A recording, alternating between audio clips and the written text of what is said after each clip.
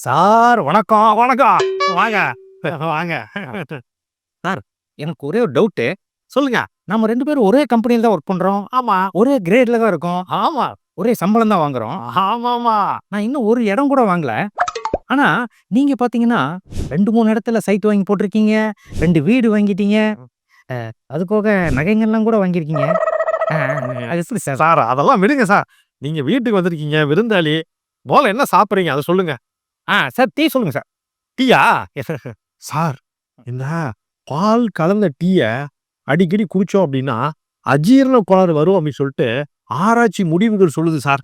Sir அப்பன்னா பால் வேண்டாம் சார். பியூர் பிளாக் டீ போதும் sir. Black tea. Yes sir. Sir இந்த பிளாக் டீல சர்க்கரை போடுவோம்ல, அந்த சர்க்கரை என்ன பண்ணுது அப்டின்னா, நம்மளுக்கு இளமையிலேயே முதுமை வர்றதுக்கான காரணமா இருக்குது அப்டின்னு சொல்லிட்டு டாக்டர்ஸ் சொல்றாங்க சார். சார் வேண்டாம் சார் அப்போ. ம். சுகர் இல்லாத black tea sir. Black tea. Sir நீங்க என்னதான் சுகர் இல்லாம பிளாக் டீ குடிச்சீங்கனாலும், அந்த டீ என்ன பண்ணும் அப்டின்னா, உங்க வயித்துல அசிடிட்டிய உருவாக்கும்.